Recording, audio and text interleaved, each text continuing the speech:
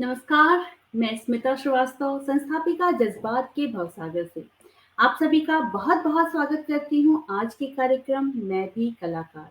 हालाँकि आज बहुत दिनों बाद इस कार्यक्रम के से मिलना हो रहा है क्योंकि बीच में थोड़े-से व्यवधान हो गए थे, जिसकी वजह से हम आपसे नहीं मिल पाए और कोई भी कलाकार अभी फ़िलहाल बहुत दिनों से आपसे रूबरू नहीं हो पाए और लेकिन आज एक बहुत धमाकेदार एंट्री के साथ में तो सारे दिनों में जितने दिन से अभी ये नहीं चल रहा था, कई शनिवार खाली गए हैं, तो आज वो सारी की सारी पूर्ति होने वाली है, तो आप भी बस जल्दी से जल्दी जुड़ जाइए और इस कार्यक्रम को अधिक से अधिक लाइक, कमेंट के साथ शेयर भी करिए क्योंकि आज जो कलाकार हमारे साथ हैं, उनका यहाँ होना ही मेरे लिए, हमारे पटल के लिए और हमसे जुड़े हुए सभी लोगों के लिए बहुत ही गौरव की बात है, बहुत ही अ, फ़ख्र करने वाली बात है क्योंकि हालाँकि सारे कला से जितनी भी विधाएँ हैं, वो सभी बहुत ही मुश्किल हैं और ईश्वरीय देन कहा जाए तो गलत नहीं होगा। लेकिन उसमें भी जो सबसे मुश्किल विधा है बाँसुरी वादन, तो आज हमारे साथ बाँसुरी वादक श्री सौरभ प्रसाद बनौधा जी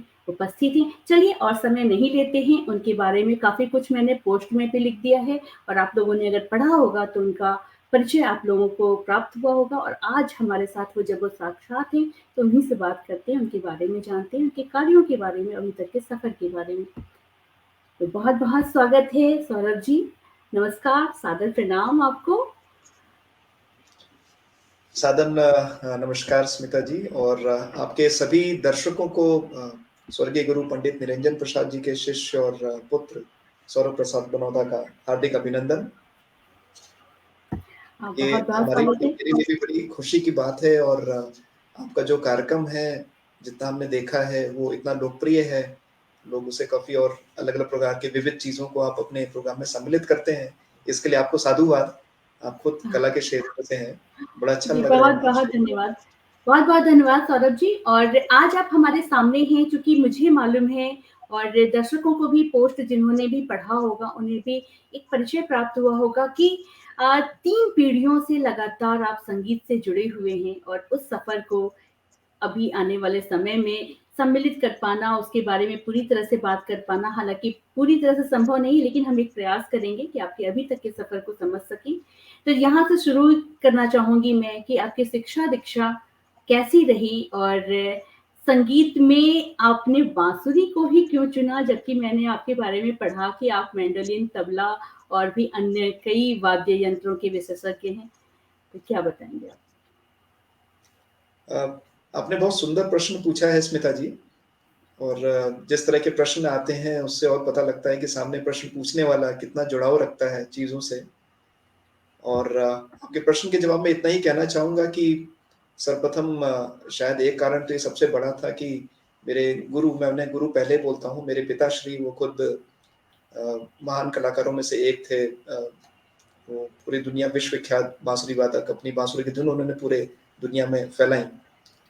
और पर्सनल रूप से, व्यक्तिगत रूप से मुझे बाँसुरी इसलिए भी ज़्यादा पसंद थी रही है, क्योंकि अगर मैं इस एज़ एन इंस्ट्रूमेंट इस वाद्य की बात करूँ, तो शायद अगर मैं इसे बोलूँ कि it's a very classical example of simplicity, तो शायद ये गलत नहीं होगा, क्योंकि एक ऐसा इंस्ट्रूमेंट है, जिसमें आपको अगर आप बाज़ार में किसी वाद्य या म्यूज़िकल इंस्ट्रूमेंट को लेने निकलें, तो ये आपको ये जो वाद्य है, ये आपको ₹150 से लेके सही स्टार्ट हो जाता है।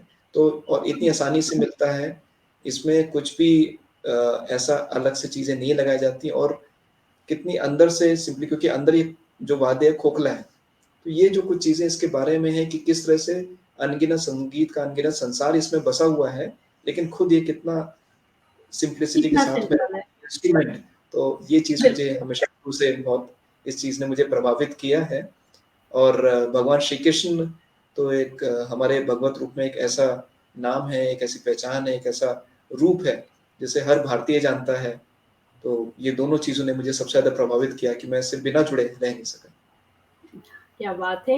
बहुत ही खूबसूरत से विचार है और कहते हैं ना कि जितने भी लोगों से बात करो, लोगों का नज़रिया एक अलग तरह से होता है और आज मैंने उस अलग नज़रिए को भी समझने का प्रयास किया कि बाँसुरी को हमने सबने देखा लेकिन हाँ, वाक़ई इतना सिंपल सा कि जिसमें बहुत ज़्यादा कहते हैं कि मानवीय हाथ नहीं लगे हुए हैं, बहुत सारा दिमाग नहीं लगा है, ये प्रभु की ही देन कह सकते हैं कि अवतरित रूप में जैसे ये आ गया, वैसे ही हाथ में आ गए। तो आप बनारस घराने से जुड़े हुए हैं, तो कैसी रही आपकी वहाँ की शिक्षा-दीक्षा? चूँकि आपके पिता और दादाजी ही आपके गुरु रहे, तो ऐसे में बनारस घराने से कैसा संबंध रहा? देखिए, संगीत में घरानों का अपना एक विशेष स्थान है। हर घराने की अपनी कुछ विशिष्ट पहचान होती है और सबसे पुराने घरानों में से ही एक वाराणसी घराना है, जिससे इतने उच्च कोटि के कलाकार निकले हैं और जी, वहाँ के संगीत का जो कलाकारी है, लयकारी है, उसका संगीत की दुनिया में एक अपना विशेष पहचान है। तो इसमें तो कोई संदेह नहीं था कि चूँकि जब हमने अपनी संगीत की शिक्षा उसी घराना के महान कलाकारों से लेनी शुरू करी और चूँकि कला का घर था तो इसलिए हमारे घर में हर तरह के कलाकार चाहे वो अ, वोकलिस्ट हों, इंस्ट्रूमेंटलिस्ट हों, हर तरह के कलाकारों का आना-जाना, बैठकों का दौर और हम लोग ने तो प्योर गुरु शिष्य परंपरा में अपनी संगीत की शिक्षा ली, जहाँ पे और हमें कोई विशेष इसलिए नहीं मिला क्योंकि हम उनके पुत्र थे। शायद विशेष इसलिए मिला कि शायद हमने उस चीज़ को कमाया, उस चीज़ के लिए मेहनत करी। तो ये उस घराने की पहचान रही है। मैं अपने आप को बहुत सौभाग्यशाली मानता हूँ कि मुझे वाराणसी घराने जैसे एक समृद्धशाली घराने से शिक्षा उनकी दीक्षा पद्धति में ही सीखने का मौका मिला और कुछ विशिष्ट पहचान जो उस घराने की है, जो शायद आज आपके इस मंच के थ्रू मुझे सामने प्रदर्शन करने का मौका भी प्राप्त होगा।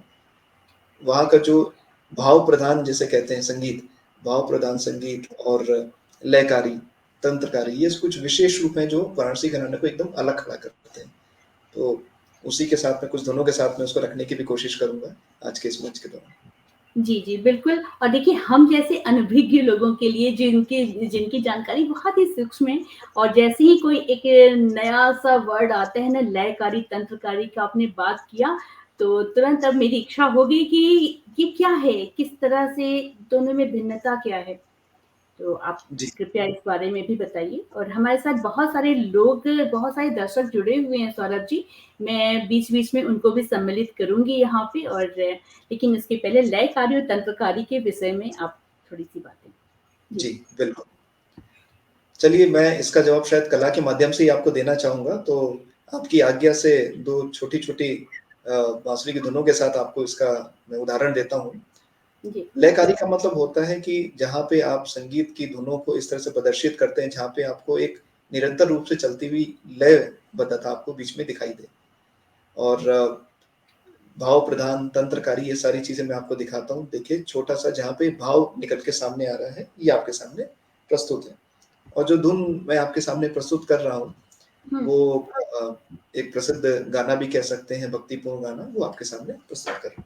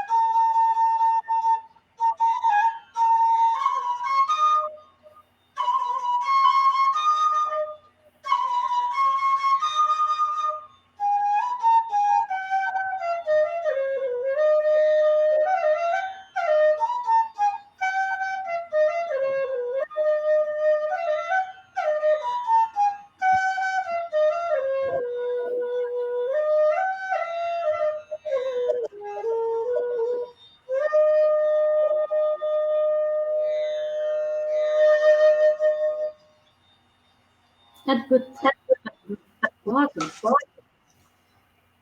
तो देखिए जैसे ये एक गाना हमने आपके सामने प्रस्तुत किया और काफ़ी प्रसिद्ध गानों में जिसमें बाँसुरी की धुन भी इतनी पसंद की जाती है।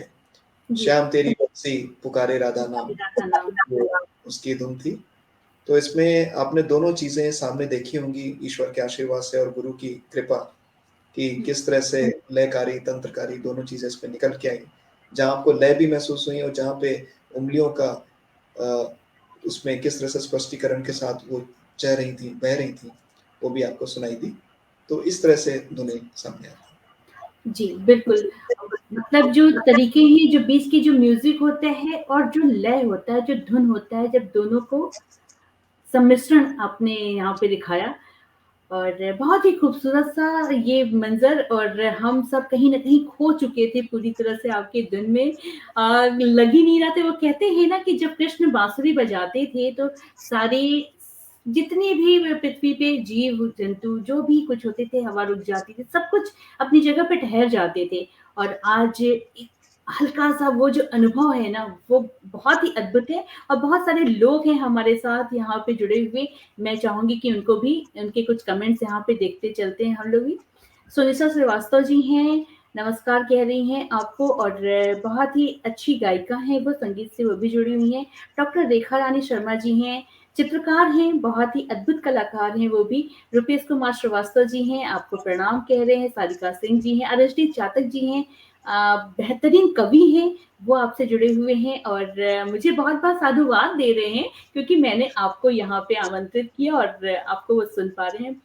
आपको बहुत-बहुत प्रणाम कह रहे हैं और हमारी बहुत ही प्यारी-सी मणि माथुर जी हमसे जुड़ी हुई हैं। सादर अभिवादन उनको भी। श्याम मोहन जी हैं, बहुत-बहुत स्वागत कर रहे हैं आपका। रुपेश कुमार श्रीवास्तव जी कहते हैं, आहा! मधुरम, मधुरम और आपकी वाक शैली भी समान रूप से प्रभावशाली है, ऐसा वो कह रहे हैं। मीरा सरकारी जी हैं, कह रहे हैं कि मनमोहक ध्वनि अद्भुत कह रही हैं डॉक्टर रेखा रानी शर्मा जी, श्याम मोहन जी कह रहे हैं, श्याम तेरी बंसी पुकारे राधा नाम, अति मधुर बांसुरी वादन।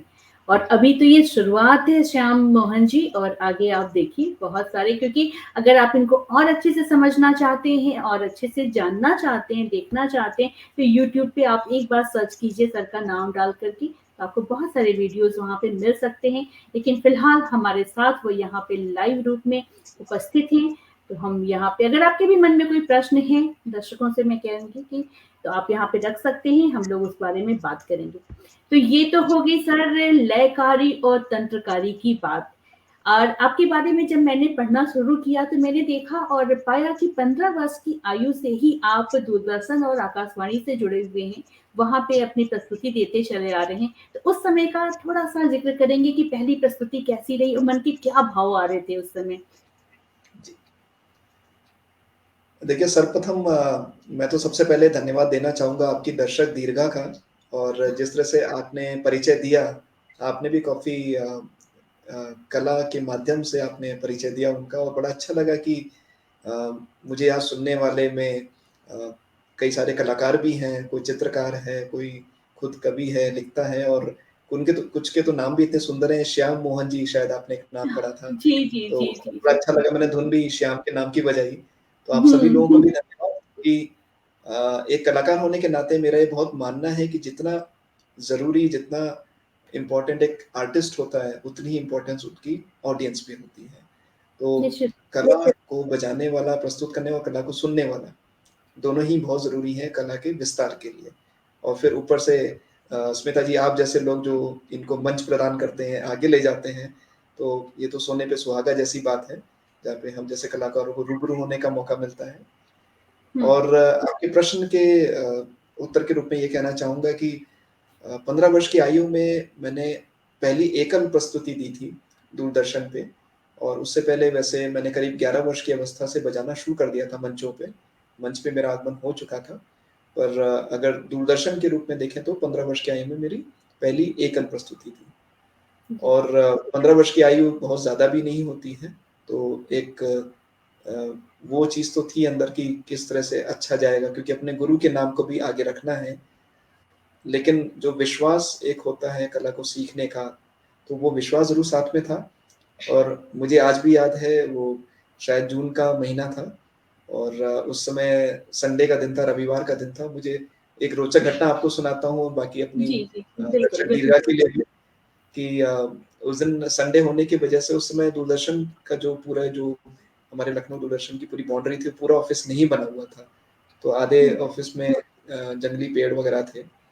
तो उस दिन स्टूडियो की रिकॉर्डिंग बाहर रखी गई, आउटडोर रिकॉर्डिंग। तो हम लोगों ने जब रिकॉर्डिंग स्टार्ट करी और जैसे मैं आज आपके सामने बैठा हूँ, पर मेरे ठीक सामने जहाँ कैमरा था, उस कैमरे के पीछे मेरे गुरु मेरे पिताजी भी खड़े हुए थे क्योंकि पीछे जंगल होने की वजह से वहाँ से कभी-कभी साँप भी आ जाते थे। तो हम वो लोग इसके लिए तैयार खड़े थे कि रिकॉर्डिंग के बीच में अगर ऐसा कुछ हुआ तो उससे भी निपटा जाए। तो पीछे 2 लोग इसलिए रखे गए थे कि कैसे उसे हैंडल किया जाएगा। तो मुझे नहीं पता मेरे पीछे क्या आने वाला है। मुझे ये पता था कि मुझे प्रस्तुत क्या करना है। कार्यक्रम का नाम था नए हस्ताक्षर। तो नए नहीं, हस्ताक्षर कार्यक्रम के माध्यम से मैं पहली बार दूरदर्शन के मंच पे आया था। बहुत सुंदर अनुभव था क्योंकि पहली बार इतने बड़े मंच पे आने का मौका मिला था, आधे घंटे की हुँ, प्रस्तुति। लेकिन उससे भी सबसे सुंदर बात ये थी कि अपने गुरु के नाम को मैं निभा पाया, आगे रख पाया। जो तालियाँ मिली, वो मेरे लिए नहीं थी, वो शायद इसलिए थी क्योंकि मेरे गुरु की कृपा मेरे पर बहुत अच्छी तरह से आई थी। ये अनुभव था। क्या बात है!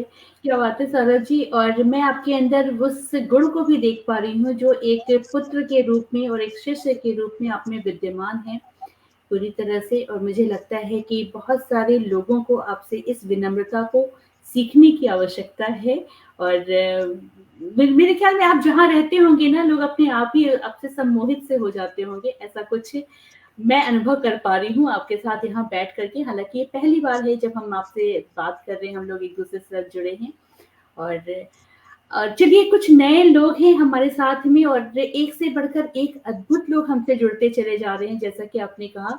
एक बहुत ही अंतर्राष्ट्रीय स्तर के चित्रकार और मूर्तिकार, जिनकी मैं बहुत बड़ी फ़ैन हूँ, चेतन संजीव जी हमसे जुड़े हुए हैं और वो कह रहे हैं कि एक नए फ़नकार को सुनने का सुखद अनुभव है और उनका प्यार और आशीर्वाद आपके साथ है। कलाकार की विनम्रता ही उसे बहुत आगे ले जाती है, ऐसा रुपेश जी बोल रहे हैं और मनी माथुर जी कहती हैं कि बहुत सुंदर वादन और स्मिता जी का सुंदर संचालन। बहुत-बहुत धन्यवाद मनी जी और बस ऐसे ही आप लोगों का साथ रहता है ना तो अपने आप माहौल भी सुंदर हो जाता है और बातें भी खूबसूरत सी और रोचक हो जाती हैं। आपकी वाणी में भी माधुर्य है, रुपेश श्रीवास्तव जी बोल रहे हैं। आशा पांडे ओझा जी जुड़ी हुई हैं हमसे, बेहतरीन व्यक्तित्व, बेहतरीन कवयित्री और राजस्थान से जुड़ी हैं हमसे और वो आपका स्वागत कर रही हैं। तो आप सभी का बहुत-बहुत स्वागत है। कार्यक्रम को लाइक, कमेंट के साथ में आप शेयर भी करिए और लोगों तक पहुँचाइए क्योंकि ये पल अनोखा है, अद्भुत है और बड़ी मुश्किल से मिलता है और मुश्किल से मिले हुए इस पल को हम ज़ाया नहीं जाने देंगे और मैं चाहूँगी सौरभ जी कि उस समय तो साँप नहीं आया और आपका आधे घंटे का परफ़ॉर्मेंस बहुत ही खूबसूरत तरीके से हो गया पिता की छत्र छाया में और आपने अपने शिष्य धर्म का भी पालन किया। लेकिन आज आप हमारे सामने हैं तो बातों के साथ-साथ हम आपके बाँसुरी का भी लुत्फ़ उठाना चाहेंगे, उस तक पहुँचाना चाहेंगे कि आपको क्या पसंद है? रागों का शास्त्रीय संगीत की तरफ आपका रुझान ज़्यादा रहता है या फिर आज के दौर के भी संगीत को आप वादन के रूप में लेते हैं? तो इसके बारे देखिए में बता इस जी। विषय में मैं ये कहना चाहूँगा कि हमारे संगीत की जिसकी उत्पत्ति हमारे सामवेद से मानी गई है और हमारे हिंदुस्तानी जो हमारी संस्कृति है, उसका परिचायक रही है। और हमारी संस्कृति की सबसे बड़ी जो मेन इम्पोर्टेंट बात है वो ये कि चाहे वर्षों गुज़र जाएँ, युग बीत गए, लेकिन वो आज भी बनी हुई है और उसकी सुगंध हम महसूस करते हैं। तो शास्त्रीय संगीत जिसकी हम बात कर रहे हैं क्लासिकल म्यूज़िक, मेरा ये अनुभव भी है और मेरा ये मानना भी है।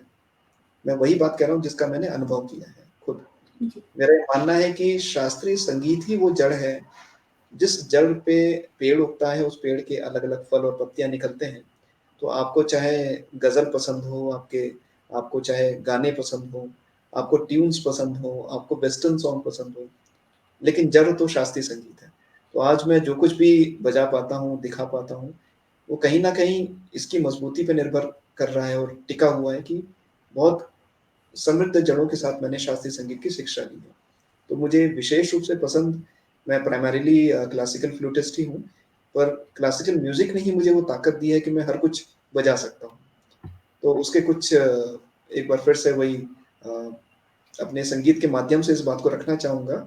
आपने बताया था कि आज दर्शक दीर्घा में कोई एक विशेष चित्रकार भी हैं, माफ़ कीजिएगा जी। मेरा नाम शायद रुपेश जी मेरे ख़्याल से उनका नाम है। नहीं, नहीं, तो चेतन संजीव जी चेतन जुड़े संजीव हुए जी हैं हमसे और दर्शक सभी दीर्घा में बेहतरीन लोग हैं और मैं किसके बारे में कितनी तारीफ़ करूँ, लेकिन सभी अद्भुत व्यक्तित्व हैं अपने आप में वो लोग यहाँ पे जुड़े हुए हैं। जी। हाँ, जितने लोग मुझे सुन पा रहे हैं, आप सभी लोगों को फिर से धन्यवाद क्योंकि आप लोग यहाँ पे अपना समय दे रहे हैं। तो आप सभी लोगों के लिए सुनने के लिए मैं 3 छोटी-छोटी चीज़ें सामने रख रहा हूँ, जिससे शायद किस तरह से कला सामने निकल के आती है, हमारे जीवन से जुड़ती है, वो और प्रदर्शित होगा। हमारे यहाँ एक शायद आप लोगों ने सभी ने देखा होगा, खासकर नृत्य में एक नवरस करके होता है, जहाँ पे किसी भी ह्यूमन पर्सनैलिटी के शेड्स सामने दिख जाते हैं। तो ये चीज़ एक्सप्रेशन से तो अच्छे से दिख जाती है, कोई गुस्सा है या कोई खुश है, तो हम उसके चेहरे से एक अंदाज़ा लगा सकते हैं कि सामने वाला जो मनुष्य है, वो खुश है या गुस्सा है। पर ये चीज़ संगीत के माध्यम से कैसे निकल के आती है, वो आपके सामने प्रदर्शित करता हूँ। और उसके हुँ, बाद स्मिता जी जो कह रही थी कि अब गाने या क्लासिकल, मैं वो भी आपको दिखाता हूँ किस तरह से क्लासिकल से वो चीज़ें निकल के आती हैं। आपकी आज्ञा जी। चाहूँगा स्मिता जी, अरे बस करने के लिए। तो स्वागत है सबसे आपका। पहली चीज़ आपके सामने रखता हूँ, देखिए ये मेरी बड़ी बाँसुरी जिससे मैं ज़्यादातर शास्त्रीय संगीत दिखाता हूँ, ये आपके सामने प्रस्तुत है। हाँ, और हाँ, अभी इसका देखिए आपने मेरा ध्यान दिलाया तो मैं अब आगे जो है ये चर्चा भी करना चाहूँगी कि बड़ी बाँसुरी, छोटी बाँसुरी, बाँसुरी के इतने स्वरूप इसके बारे में भी हम बात करेंगे लेकिन इसके बाद। जी, तो देखिए एक छोटा-सा 1-2 मिनट का एक ट्यून आपके सामने प्रस्तुत कर रहा हूँ, आँखें मूंद के इसका आनंद लीजिए। ये एग्रेशन से रिलेटेड है। वैसे तो मैं आज माहौल ऐसा बनाने आया हूँ जहाँ पे आप मुझे याद रखें, ऐसी कोशिश रहेगी, लेकिन जस्ट टेस्ट का आइडिया देने के लिए कि देखिए आपको अपने आस-पास गर्मी महसूस होगी, किस तरह से एग्रेशन पैदा करता है। छोटा-सा 2 मिनट ही सही, अगर मैं इसको एक्सटेंड करूँ तो और एग्रेशन का एक पूरा वातावरण दिखाई देगा, लेकिन ये म्यूज़िक से कैसे आ रहा है, वो देखिए। और जी, ऐसा इमेजिन करते हुए कि भगवान शिव जी के मंदिर में आप लोग बैठे हैं, क्योंकि रौद्र रूप उन्हीं से आते हैं, इसे बोलते हैं रौद्र रस बोला जाता है, ये सामने प्रस्तुत है।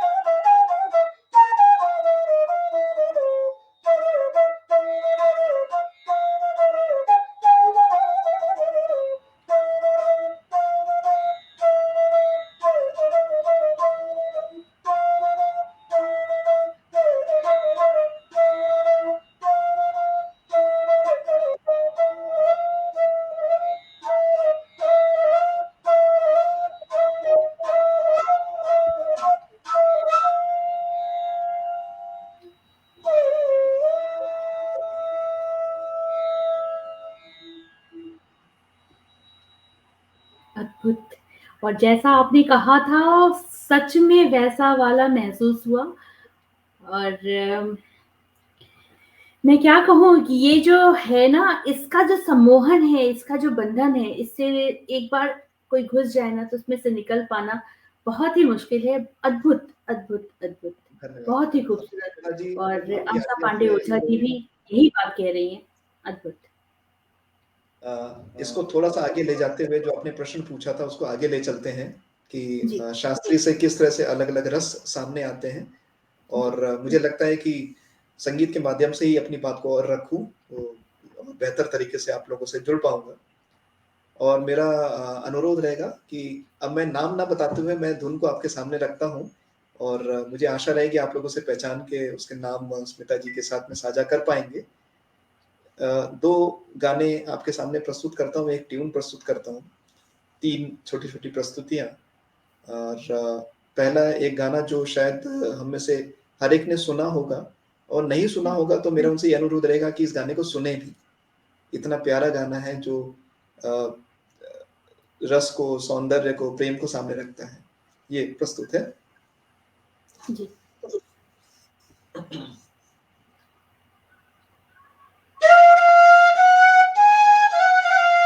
हाँ, हाँ। बहुत सुंदर।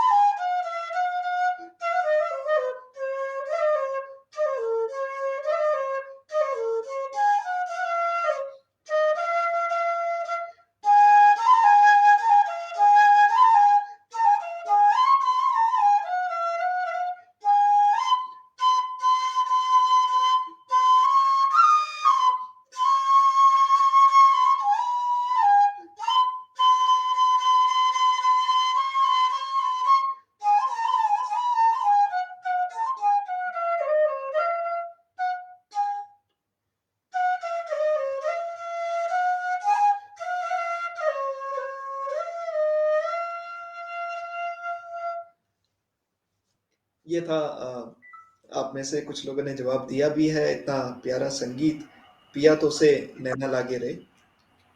इतना मधुर गाना जो आज भी हमारे कानों में हम सुने तो हमें संगीत से इतने अच्छी तरह से जुड़ने में हमें मंत्रमुग्ध कर देता है। और इसको जस्ट आगे बढ़ाते हुए देखिए दूसरी प्रस्तुति आपके सामने। जी। और जैसा स्मिता जी पूछ रही थी, अब देखिएगा कि मैं कैसे आपको शास्त्रीय की प्रमुखता बताते हुए किस तरह से आपको संगीत के गानों में लेकर आए और यहाँ से आपको थोड़ी देर के लिए पाश्चात्य ले चलते हैं वेस्टर्न में। तो आहा! देखिए ये क्या बात वेस्टर्न में कैसे बांसुरी पे निकल रहा है, वही बांसुरी, वही बांस की बनी हुई साधारण लेकिन इतनी सशक्त बांसुरी, उससे वेस्टर्न म्यूजिक पे कैसे निकल रहा है। टाइटैनिक का ये सॉन्ग आपके सामने प्रस्तुत है। क्या बात है!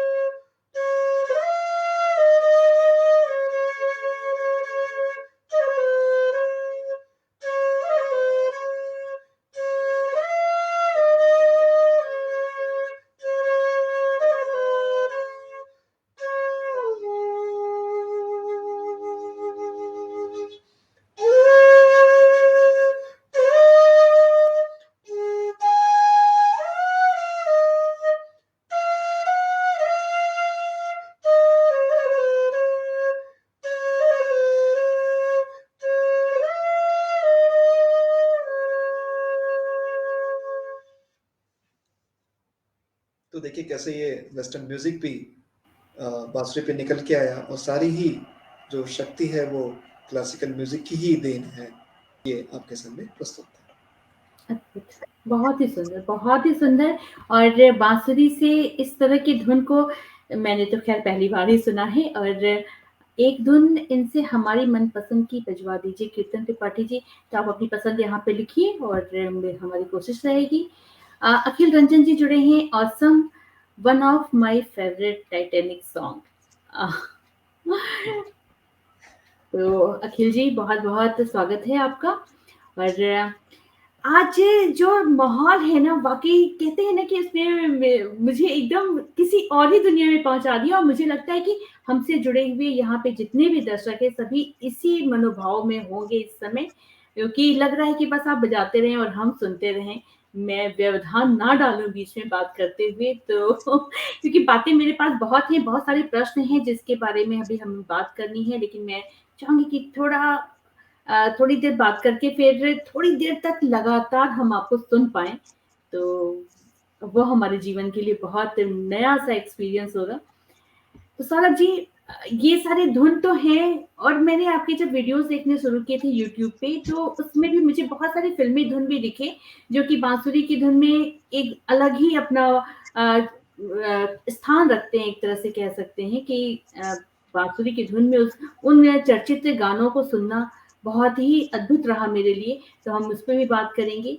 मैंने आपके बारे में पढ़ते हुए एनजीओ का ज़िक्र ज़रूर पढ़ा था। उस एनजीओ के बारे में आप कुछ बताना चाहेंगे कि किस तरह का एनजीओ आप ये चलाते हैं और कब से चला रहे हैं? जी।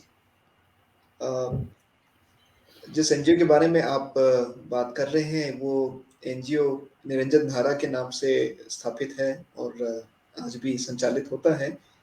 इसकी स्थापना मेरे गुरुजी मेरे पिताश्री ने ही की थी 1996 में, तो करीब 25 वर्ष हो रहे हैं जब से ये एनजीओ संचालित है।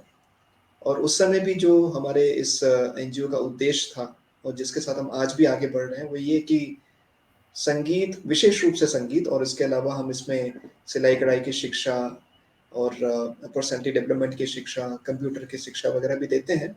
पर विशेष रूप से जो एक उद्देश्य था वो ये कि संगीत और वो भी संगीत जो उच्च कोटि का हो, अच्छा संगीत हो, उसकी एक्सेसिबिलिटी और अप्रोचेबिलिटी, ये 2 चीज़ें हम जिस पे काम करते हैं कि समाज के एक बड़े वर्ग तक आ सकें। क्योंकि शायद आप में से बहुत से लोग मेरे साथ इस बात में समर्थन करेंगे कि संगीत तो बिखरा पड़ा है, अच्छे से अच्छा संगीत। लेकिन कई बार अच्छे से अच्छा कलाकार वो या अच्छे से अच्छा संगीत हमारी पहुँच में नहीं होता है। इससे ज़्यादा मैं इस पे टिप्पणी नहीं करना चाहूँगा, आप खुद सब लोग समझदार हैं, अपने-अपने विधा क्षेत्र के आप लोग अग्रणी हैं, आप इस बात को समझ सकते हैं। तो अगर कोई गरीब से गरीब बच्चा भी संगीत सीखना चाहता है, तो उसको अच्छा संगीत मिले और जल्दी से जल्दी वो अपनी मेहनत के बल पे आगे बढ़ सके, लोगों को इसकी चीज़ें मिलें, यही हमारा मुख्य उद्देश्य है और आज भी संचालित हो रहा है। अ, बहुत अच्छी बात है, बहुत अच्छा विचार है आपका। सौरभ जी ये कहाँ पे संचालित है? ये किस जगह पे अगर कोई आपसे जुड़ना चाहे तो किस तरह से इससे जुड़ सकते हैं? ये हमारा एनजीओ रजिस्टर्ड है लखनऊ से, लखनऊ में इसका जो केंद्र है और उसके अलावा इसके जो सब ट्रेनिंग सेंटर्स हैं वो कई जगह पे हैं, जैसे नोएडा वगैरह में भी हमारा ट्रेनिंग सेंटर है इसका, जहाँ पे कई सारे कलाकार हमारे मित्र हैं जो इसमें जुड़े हुए हैं। कलाकार के अलावा कई सारे जो शिक्षण कार्य भी करते हैं, वो लोग भी इसमें जुड़े हुए हैं। तो जो लोग इसमें जुड़ना चाहते हैं या अपने सुझाव देना चाहते हैं, योगदान देना चाहते हैं, उन सभी का विशेष स्वागत है। आप मेरी वेबसाइट या मेरे नंबर से मुझसे जुड़ सकते हैं, संगीत के लिए भी और आपके सराहनीय कार्य के लिए और विचारों के लिए भी। चलिए बस बहुत ही सुंदर सी जानकारी और जितने भी लोग हमसे जुड़े हुए हैं, आप इस बात को, इनके कार्यों को आगे बढ़ाने का एक प्रयास कीजिए क्योंकि हाथ से हाथ मिलता है और दिए से दिया जलता है तो रोशनी और लोगों का सानिध्य जब खूबसूरत मिलता है तो एक बहुत बेहतरीन समाज की संकल्पना, परिकल्पना प्रदर्शित भी होती है और हम उसको पूरा कर सकते हैं। कुछ और भी लोग हमसे जुड़ते जा रहे हैं और मैं सभी का स्वागत करती हूँ और रुपेश जी आपसे जानना चाहते हैं बाँसुरी के बारे में भी कुछ बताइए, ऐसा कह रहे हैं वो। तो हम लोग उसके बारे में भी बात करेंगे क्योंकि मैंने भी जब जैसे ही ध्यान दिया कि एक छोटी बाँसुरी, बड़ी बाँसुरी, तो ये जी। इतनी तरह की बाँसुरी और भी कितने तरह की बाँसुरी होती है, उसके बारे में जी। बताएँगे? वैसे तो आप सभी लोग जानते भी हैं, पर मैं इस चीज़ को फिर से एक बार सामने पटल पे रखना चाहूँगा कि अगर किसी वाद्य यंत्र की बात करें, म्यूज़िकल इंस्ट्रूमेंट की बात करें, तो शायद ये दुनिया के सबसे प्राचीनतम वाद्यों में से है और शायद सबसे प्राचीनतम वाद्य है। हमारे यहाँ भगवान श्री कृष्ण का नाम और बाँसुरी दोनों एक-दूसरे के साथ में जुड़ के सामने हमारे आते हैं और जितने हमारा इतिहास है, भगवान श्री कृष्ण की हमारे जीवन में पहचान है, उतनी ही पहचान इस बाँसुरी की भी है। और ये तो हुआ हमारे जो चीज़ हम बिलीव करते हैं, हमारे विचार, हमारे आस्थाएँ। पर एक इंटरेस्टिंग चीज़ आप लोगों के साथ शेयर करना चाहूँगा, साझा करना चाहूँगा कि अगर साइंटिफिक रूप से भी देखें, तो जो सबसे पुरानी बाँसुरी विश्व में अगर पाई गई है, आप लोग अंदाज़ा लगाएँ तो और अच्छा लगेगा, लेकिन मैं बता देता हूँ कि कितने वर्ष पुरानी है। वो हुँ, हुँ, हुँ। करीब 25,000 वर्ष पुरानी बाँसुरी पाई गई है, जो रिमेन्स में पाई गई है, वो 25,000 वर्ष पुरानी है, जितना इंसान का भी इतिहास नहीं है। तो ये देखिए बाँसुरी का इतिहास और ब जैसा आपने पूछा स्मिता जी कि बाँसुरी कई प्रकार की आती हैं। हाँ, बिल्कुल सही है। आप नाम इसका बाँसुरी है तो सो सबसे नेचुरल प्राकृतिक रूप से बन के आएगी, वो तो बाँस की बनी हुई बाँसुरी होती है। तो वो एक प्रकार की बाँसुरी है, उसके अलावा आप ज़्यादातर देखते होंगे स्टील की बनी हुई बाँसुरी, पीवीसी हुँ, की, प्लास्टिक की, एक्रिलिक की, ग्लास की, ये सारे अलग-अलग मटेरियल हैं जिनसे बाँसुरी बन के आती हैं। पर प्राकृतिक अगर बोलें और जो सबसे बेस्ट साउंड निकलता है वो बाँस की बाँसुरी पे निकलता है। बाँस की उसके बाँसुरी। अलावा आप लोग एक ऐसे वाली बाँसुरी देखते होंगे जो सीधी बजाई हाँ, जाती है। हाँ, हाँ, हाँ। उसे तिपल्ली बाँसुरी बोला बचपन में हमने जाता है। बजाई भी बहुत है सौरभ जी और मतलब बजाई है, अब अच्छी-बुरी तो सुनने वाला बता सकता है। बुरी ही बजाई है लेकिन बजाई ज़रूर है वो सामने वाली बाँसुरी। जी, जी। तो जी। वो एक जो ये सीधी इसको सीधी बाँसुरी बोला जाता है, इसको तिपल्ली बाँसुरी भी बोलते हैं, जो ज़्यादातर आपको मेले वगैरह में मिल जाएँगी। और जिस बाँसुरी को हम लोग बजाते हैं, इसको कृष्णा बाँसुरी भी बोला जाता है। इसको आड़ी बाँसुरी बोलते हैं, साइड ब्लोन बाँसुरी। तो इस तरह से साइड ब्लोन, स्ट्रेट ब्लोन, फिर आजकल वेस्टर्न में और हमारे देश में भी एक्स्ट्रा कीज़ लगा के, वायर्स लगा के भी वो चीज़ बाँसुरी पे आजकल इस तरह के प्रयोग हो रहे हैं। तो ये कुछ था चीज़ें और बाँसुरी को विशेष रूप से अगर क्लासिकल तरीके से किसी ने एस्टेब्लिश किया है, तो वो आदरणीय स्वर्गीय पन्नालाल घोष जी, उनका नाम सबसे पहले लेना चाहूँगा। वो हो गए हमारे पिताजी स्वर्गीय पंडित निरंजन प्रसाद जी और आदरणीय गुरुजी पंडित हरिप्रसाद चौरसिया जी, ये कुछ ऐसे नाम हैं जिन्होंने बाँसुरी को विश्व पटल पे स्थापित किया है, इसके शास्त्रीय रूप को। तो जो बाँसुरी हम आजकल देखते हैं। जी, और बहुत सारे लोग हैं, उनके अपने प्रश्न भी हैं, उनकी अपनी इच्छाएँ भी हैं और मैं आपके ऊपर ही छोड़ती हूँ उन बातों को। कीर्तन त्रिपाठी जी आपसे कुछ अपने पसंदीदा गीत सुनना चाह रहे थे और मैं यहाँ स्क्रीन पे लगाती हूँ। उनका उनको सुनना है कितना बदल गया इंसान और किसी नज़र को तेरा इंतज़ार आज भी है। बहुत ही खूबसूरत सा गज़ल और मैं आपके ऊपर लेकिन मेरी भी एक इच्छा है, एक मैंने आपका सुना था देखा एक ख्वाब तो इस सिलसिले हुए और मुझे लगता है कि ये जितने भी कोई ऐसा नहीं होगा कि जिसने इस गीत को नहीं सुना हो, तो अगर आप सुनाना चाहें तो बिल्कुल, बिल्कुल स्मिता जी और कीर्तन त्रिपाठी जी ने जो अपनी कुछ पसंदीदा चीज़ें बताई, उनकी पसंद देख के ही लग रहा है कि किस तरह से वो संगीत से जुड़े हुए हैं और किस तरह के संगीत को पसंद करते हैं। तो आपको साधुवाद कीर्तन जी, हुँ, दोनों ही गाने बहुत अच्छे थाईलैंड हैं, से बड़े जुड़े हुए हैं वो हमसे। थाईलैंड में हैं अभी फ़िलहाल और वहाँ से वो हमको देखते हैं लाइव। जी, जी। जी। वैसे तो मैंने आपका नाम पढ़ते ही सोचा था कि आपके नाम में कीर्तन आ रहा है, तो आपको शायद भक्तिपूर्ण संगीत भी पसंद होंगे, तो मैंने सोचा था एक प्रस्तुति उसके नाम पे दूँगा। और आपने 2 गाने बताए, तो उसमें से कोशिश करता हूँ, किसी नज़र को तेरा इंतज़ार आज भी है, ये प्रस्तुत करता हूँ। क्या क्या बात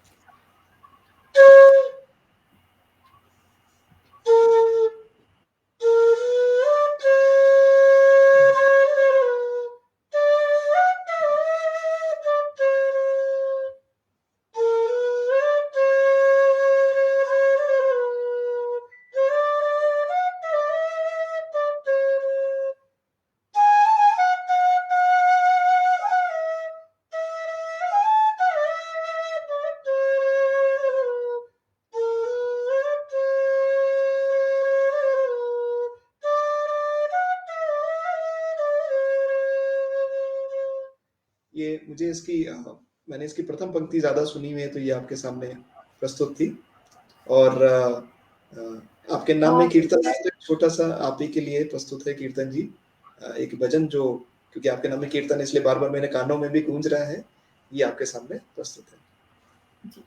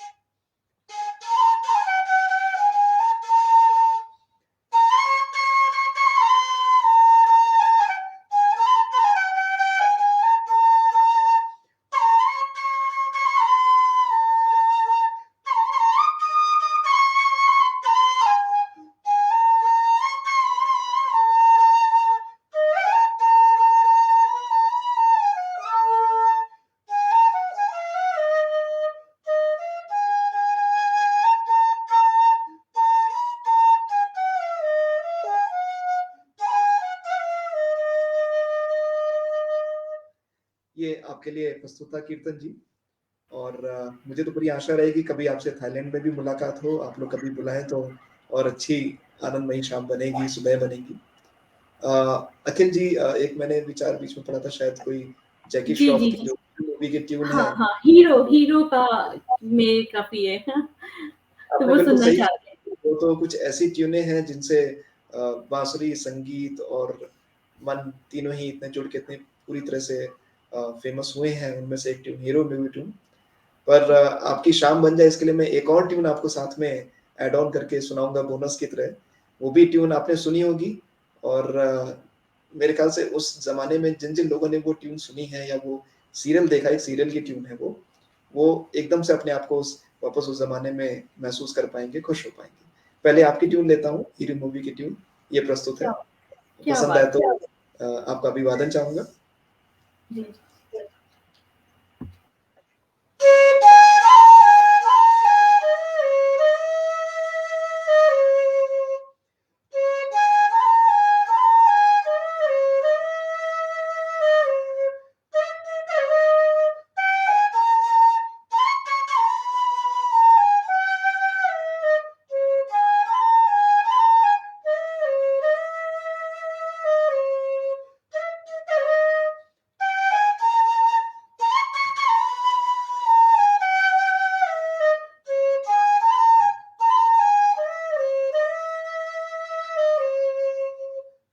ये थी हीरो मूवी की वो फ़ेमस ट्यून जो बांसुरी पे बजी है और जिसमें अभिनय किया है जैकी श्रॉफ जी ने। और इसके बाद एक ट्यून जो मैं बात कर रहा था वो भी आपके सामने प्रस्तुत करता हूँ। और जो लोग पहचान पाएँ बहुत अच्छा लगेगा, इसलिए मैं नाम पहले नहीं बता रहा हूँ। पर ये मुझे भी बहुत अच्छी लगती है और काफ़ी लोग इससे जुड़ाव महसूस करेंगे।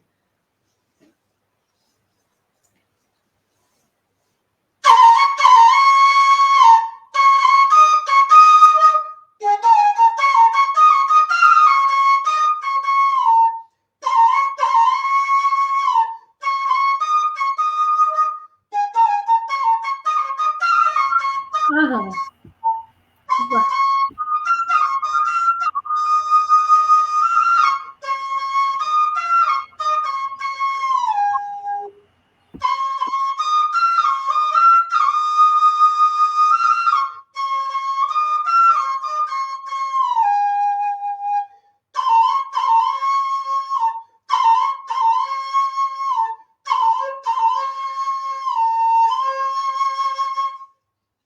ये थी आप लोगों ने बताई थी मालगुडी डेज़।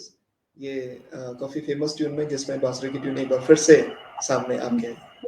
बिल्कुल, बिल्कुल और हमारे समय वाले लोग हमारे तो बचपन का ये ऐसा पसंदीदा था ना, ता ना ता ना ना, हम लोग इसको रटते रहते थे और बहुत ही खूबसूरत और सभी लोगों ने बस आपकी उम्मीद पे सभी लोग खरे उतरे, सभी लोग एक ही बार में पहचान गए और बचपन याद आ गया, कह रहे हैं मन आह्लादित हो गया और सभी लोग ऐसी बातें कर रहे हैं। और देखिए अब तो मुझे नहीं लगता है कि अब आपको यहाँ से छुट्टी-वुट्टी मिलने वाली है, तो आराम से घर में बोल दीजिए कि सब लोग अपना-अपना कार्य जारी रखिए और आप यहाँ आराम से बैठिए, क्योंकि कुछ कमेंट्स और भी आ रहे हैं। अब कीर्तन त्रिपाठी जी भी सारा काम छोड़ कर के यहाँ बैठे हैं। पहाड़ी धुन अगर बांसुरी पर बजती है तो नींद बहुत अच्छी आती है। अनिद्रा से परेशान लोग ज़रूर आज़माएँ। सुझाव भी बहुत ही खूबसूरत है उनका। और मालगुडी डेज़, स्वामी किरदार और उनके पिता के रोल में गिरीश कर्नाड दोनों याद आ गए। क्या बात है! आपने सबको बचपन याद दिला दिया इस धुन के मातहत। और बहुत सारे लोग हैं धराधाम से जुड़े हुए हैं, शानदार बोल रहे हैं, गुड बोल रहे हैं उपेंद्र सिंह जी, और बहुत सारे नाम निकल जा रहे हैं। सर मैं चाहूँगी कि जब भी आपको समय मिले, आप फुर्सत में हों, तो सारे कमेंट्स एक बार ज़रूर पढ़िएगा, क्योंकि लोगों का प्यार भरपूर है और वो बहुत बड़ी बात होती है।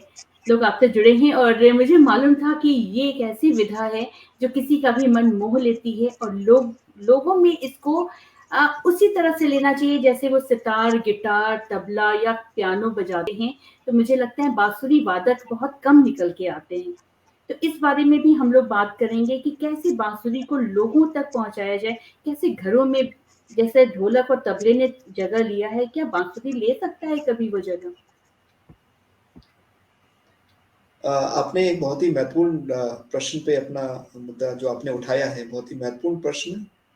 और इस पे मैं यही कहना चाहूँगा, देखिए हमारे जीवन में तो संगीत का हमेशा से एक स्थान था। और अगर हम दूर हो रहे हैं तो ये इंसान की गलती है कि वो संगीत से अपने आप को दूरी महसूस कर रहा है, पर संगीत तो हमारे जीवन में शुरू से ही था। और शायद अगर हम बात करें 15-20 वर्ष पहले की, जब हम लोगों का बचपन था और उस समय शायद कभी किसी से पूछा जाए कि कोई कवि बनना चाहता है, कोई संगीत में जाना चाहता है, कोई लेखक बनना चाहता है, तो शायद उसमें चॉइस थी कि आपका इच्छा की, आपने मेहनत की और आप उसमें आगे बढ़ पाए। पर मुझे उससे ज़्यादा आज के ज़माने में तो ये ज़्यादा ज़रूरी लगता है।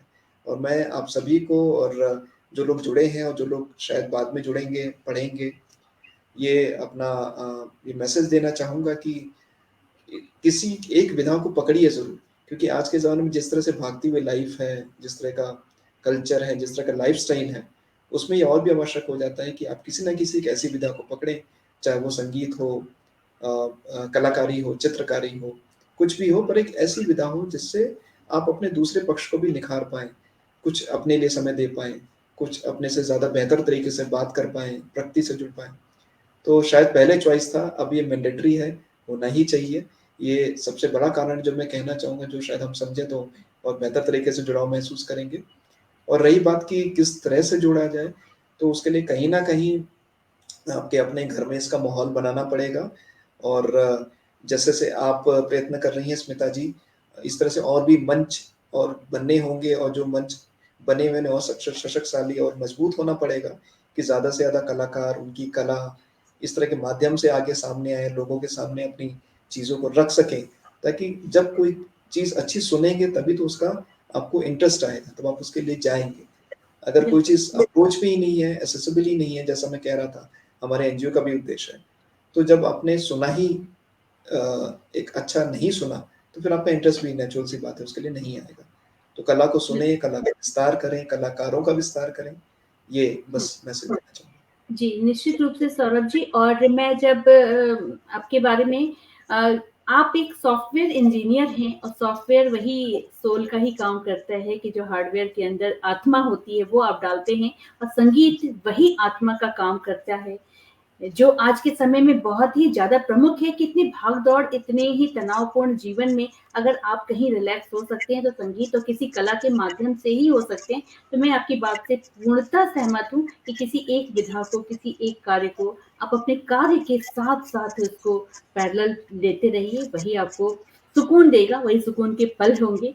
और बहुत से प्रश्न भी हैं। कीर्तन त्रिपाठी जी जानना चाहते हैं कि बाँसुरी बजाने में साँस रोकने का कितना योगदान है? लंबी साँस ना रोक पाने वाले भी क्या बाँसुरी बजा सकते हैं? ऐसा वो पूछते हैं। जी।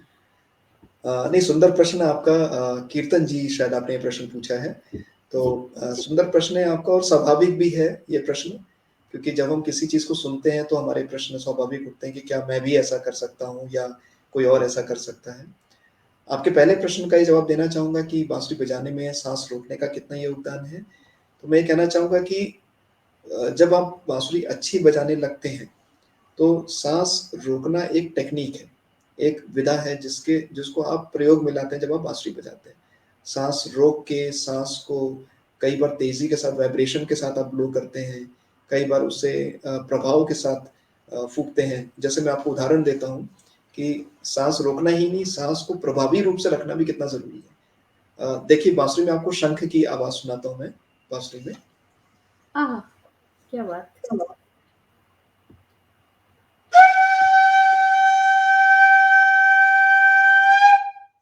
ये छोटा-सा एक छोटी बाँसुरी पे आपके सामने रखा मैंने।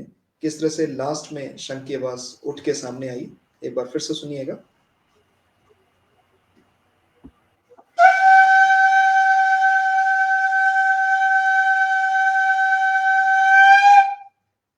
आखिरी में किस तरह से हाँ, शंख की आवाज़ उठती है, ये इसमें निकल के आई। तो जी, जी। सिर्फ़ साँस रोकना ही नहीं, साँस को प्रभावशाली ढंग से यूज़ कर पाना शायद बाँसुरी वादन में बहुत अच्छी तरह से आता है क्योंकि हम ये प्रयोग सीखते हैं। किस तरह से साँसों को रोके भी तो कैलकुलेशन में रोकें।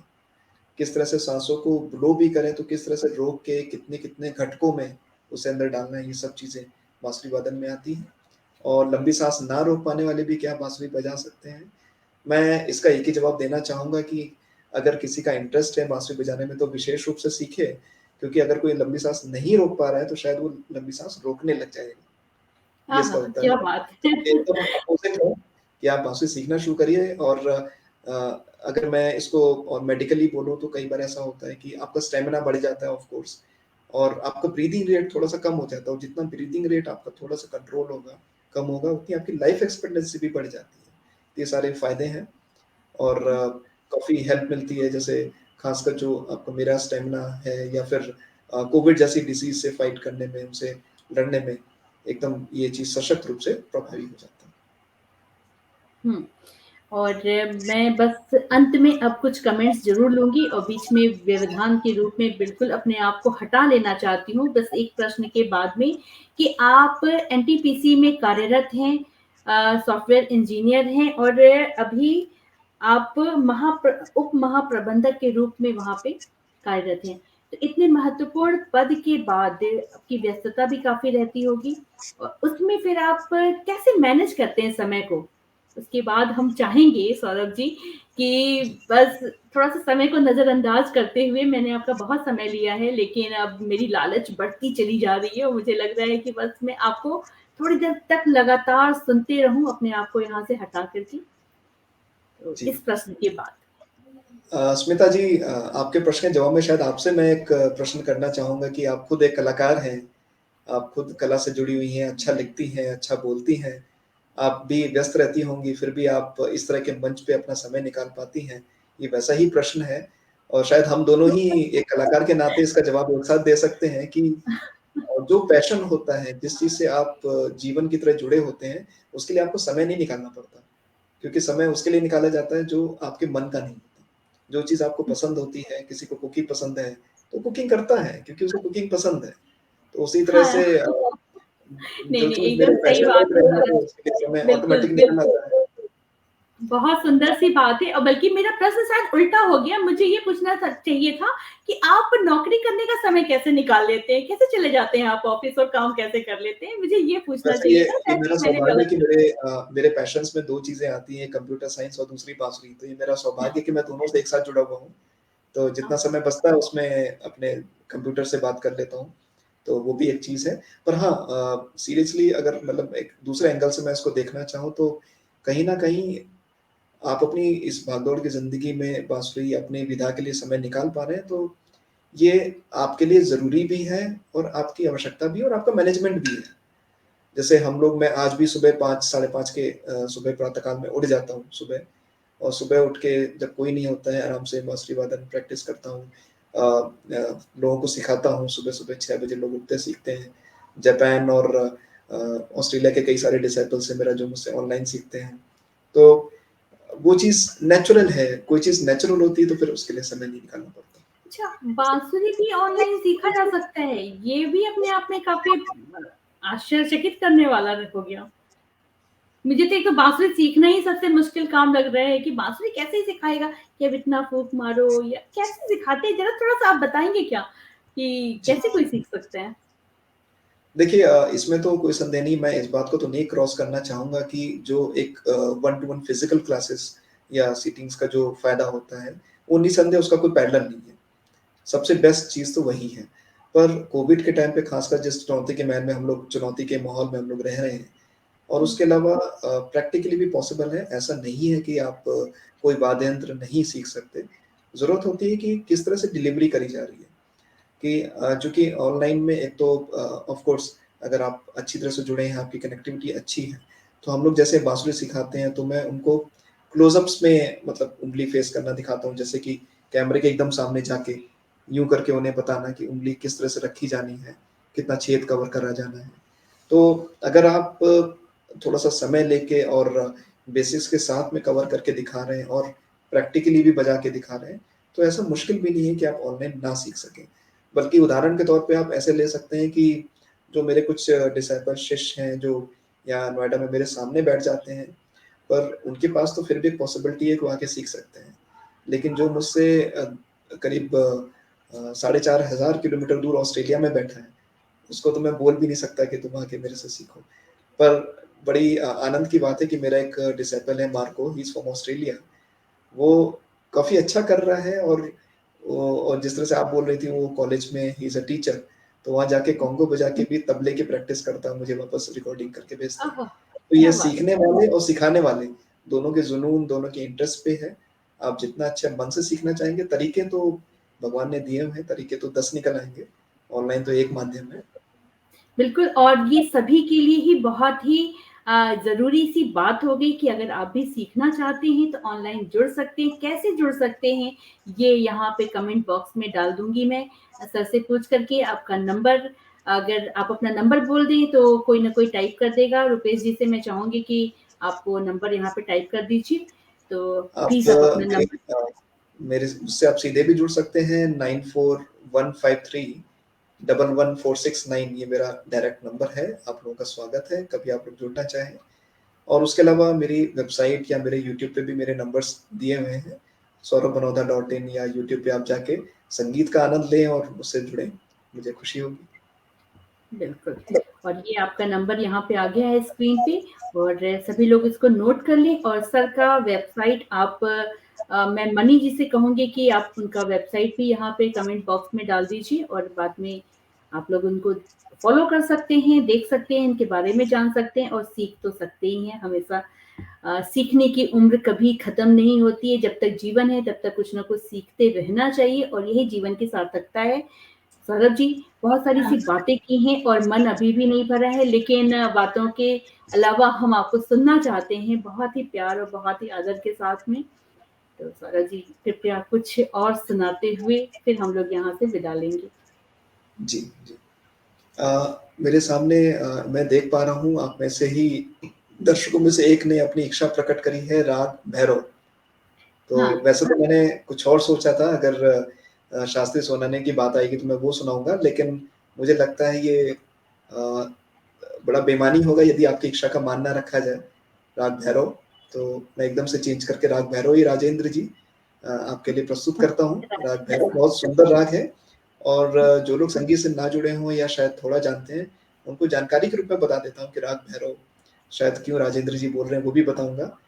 राग भैरव वैसे सुबह प्रातः काल के समय बजाया जाता है और जैसा इसका नाम है भैरव यानी कि भगवान महादेव शिव जी से इसकी उत्पत्ति मानी गई है। उन्हीं के ही स्वरों से जुड़ा हुआ ये राग माना गया है। तो ये राग भैरव आपके सामने प्रस्तुत करता हूँ। जी, जी, बहुत स्वागत है आपका।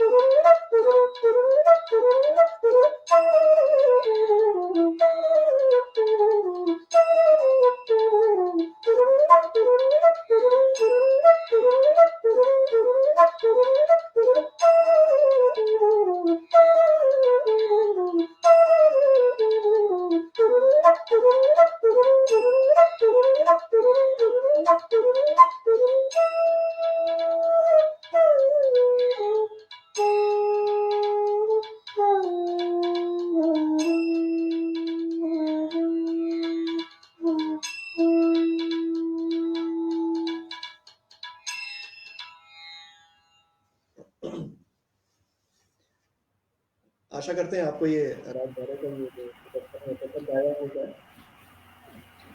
आप पसंद की बात कर रहे हैं, हम लोग किसी दूसरी दुनिया में हैं और लगातार जो कमेंट आ रहे हैं और मुझे लग रहा है कि सभी लोग आपके संगीत के जादू में डूब चुके हैं, खो चुके हैं और वाक़ई बाँसुरी बहुत ही खूबसूरत वाद्य यंत्र है और आपको सामने से बैठकर सुनने का आनंद ही अप्रतिम होगा। ऐसा मैं ही नहीं कह रही हूँ और रुपेश जी ही नहीं कह रहे हैं, सभी के मन में ये बात हो रही होगी। संदीप श्रीवास्तव जी जुड़े हुए हैं छायाकार हैं और धरोहर छायाकार हैं, जिस तरह से वो खोज करते हैं पुरानी चीज़ों की और उन्होंने अब आपको खोज लिया है और मुझे मालूम है कि बहुत जल्दी वो आपको अपने शहर में ही बुलाने वाले हैं।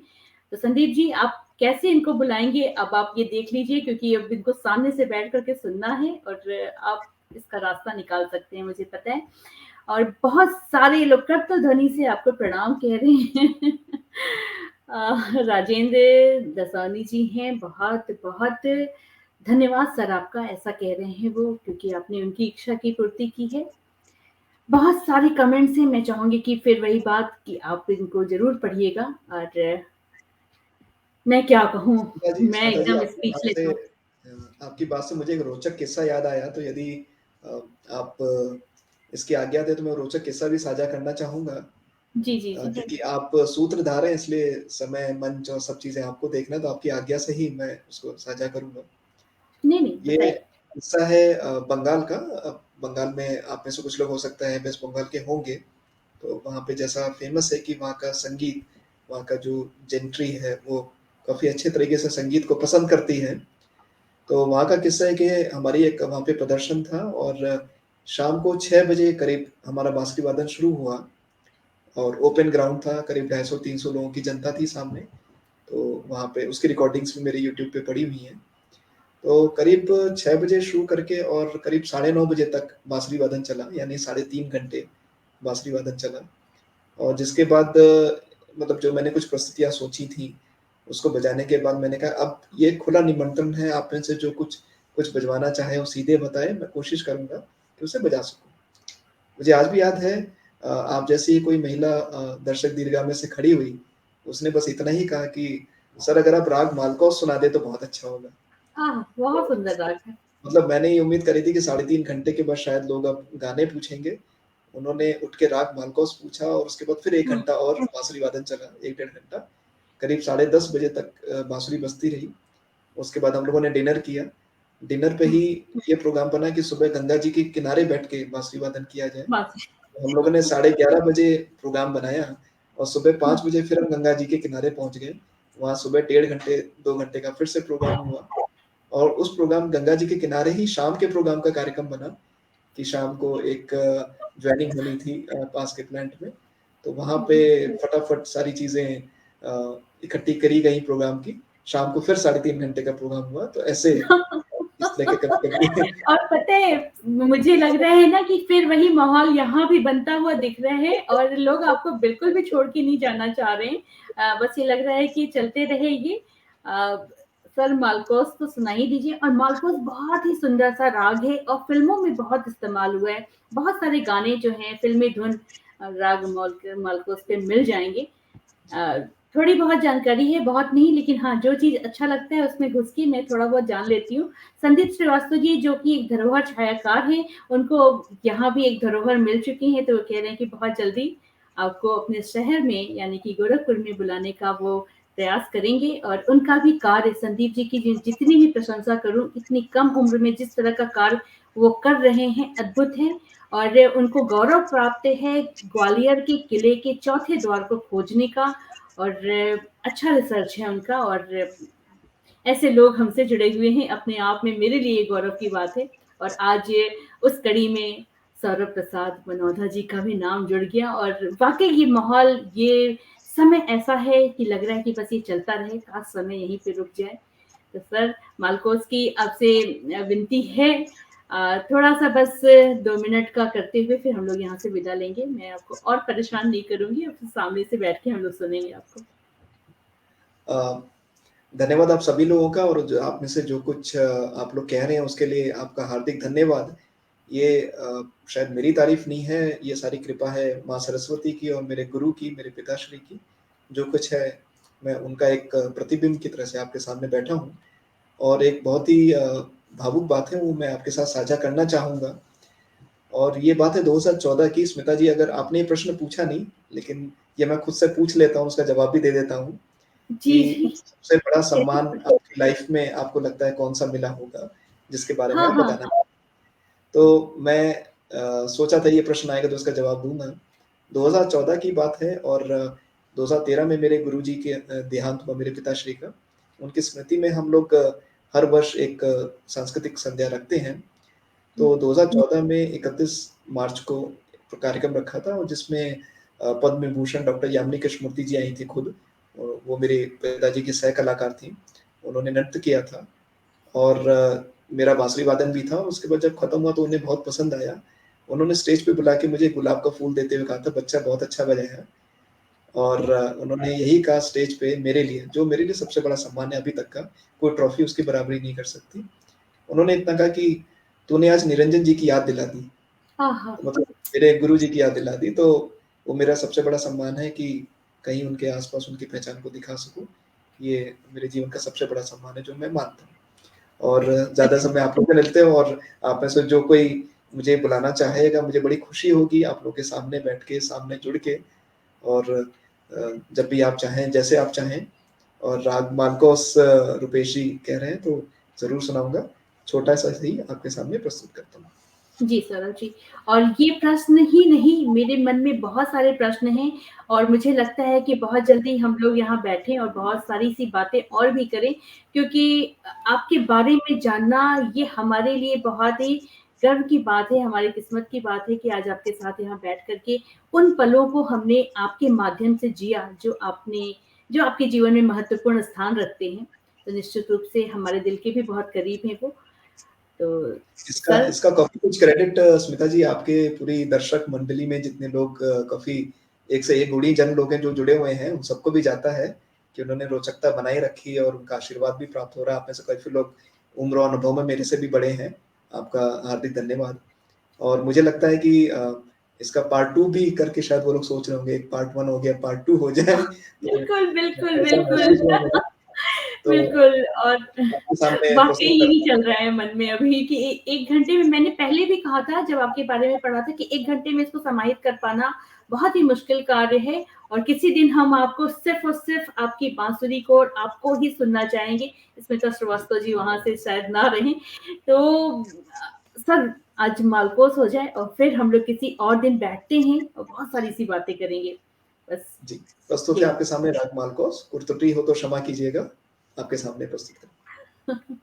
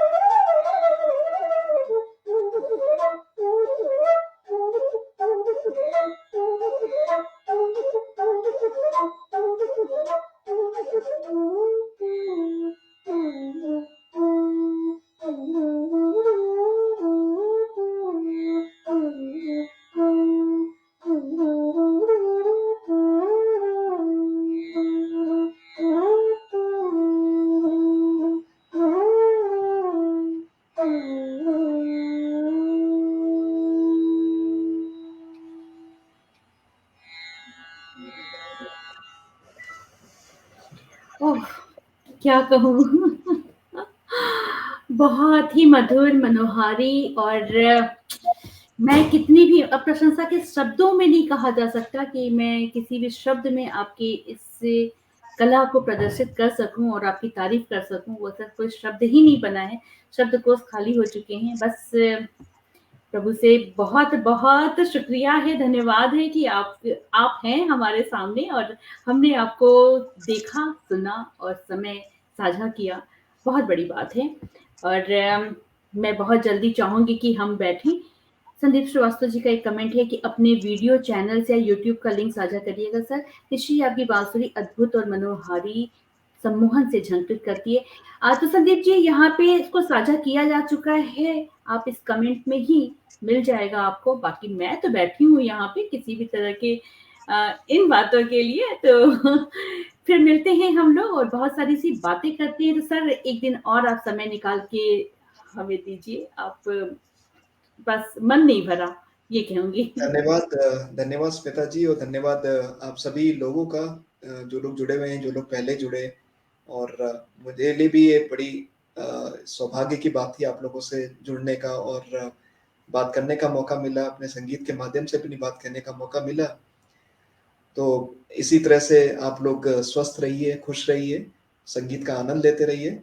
मैं विशेष रूप से धन्यवाद देना चाहूँगा स्मिता जी आपका, जिन्होंने ये मंच की पूरी परिकल्पना करी और सूत्रधार हम लोग आजकल कंपेयरर वर्ड यूज़ करने लगे हैं, बट सबसे सही शब्द जो है वो हमारी हिंदी के सबसे सूत्रधार होता है।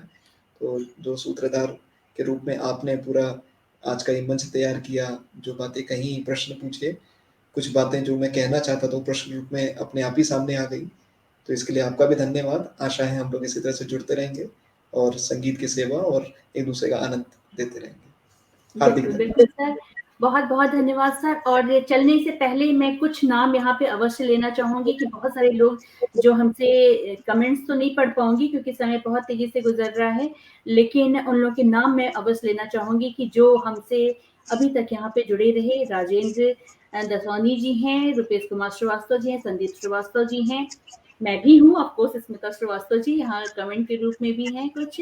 भारती दसौनी रतौला जी हैं जो दुबई से आपको देख रहे हैं, तो सभी को बहुत-बहुत प्रणाम है। अनिल श्रीवास्तव ज़ाहिर जी हैं और कुछ नाम जो हैं वो बहुत तेज़ी से ऊपर निकल गए जिनको मैं नहीं देख पाई हूँ और कृपया आप लोग मुझे क्षमा करेंगे। पूनम जी हमसे जुड़ी हुई हैं, सचिन कुश जी हैं और बलराम मादकर जी हैं और कीर्तन त्रिपाठी जी ऑफ कोर्स हमारे साथ जुड़े हुए हैं। उपेंद्र सिंह जी रहे, धराधाम से हमसे जुड़े रहे लोग और प्रतिभा गुप्ता जी हैं, अखिल रंजन जी हैं और साथ में हैं राजकुमार सेवक जी, बेहतरीन कवि और व्यक्ति हैं। ओम प्रकाश लखा जी आपको सुन रहे थे, डॉक्टर रेखा रानी शर्मा जी, जितेंद्र मणि पांडे जी और साथ में रहे हमारे साथ में यहाँ पे मणि माथुर जी और भी बहुत सारे नाम हैं जो अ, तो सभी का मैं बहुत-बहुत शुक्रिया, बहुत-बहुत बस यही कहूँगी कि आप लोग हमारे साथ ऐसे जुड़े रहें और यही मनोबल बढ़ाता है, कुछ नया करने का के लिए प्रेरित करता है। आपका साथ है तो सब कुछ है। और बस इसी तरह से मिलेंगे-जुलेंगे हम लोग तो एक माहौल भी अच्छा बनेगा और सर ने वादा किया है कि हम लोग फिर से बैठेंगे, फिर से ऐसी रोचक बातें भी करेंगे और उनके इस बांसुरी के धुन को निश्चित रूप से हम लोग फिर एक बार जिएँगे, सुनेंगे नहीं, इसको जीना कहते हैं और इस पल को हमने जिया है। तो बहुत-बहुत शुक्रिया, बहुत-बहुत धन्यवाद सर आपको आपके इस समय के देने के लिए और फिर हम लोग मिलते हैं। नमस्कार, जय हिंद, जय भारत। नमस्कार। नमस्कार।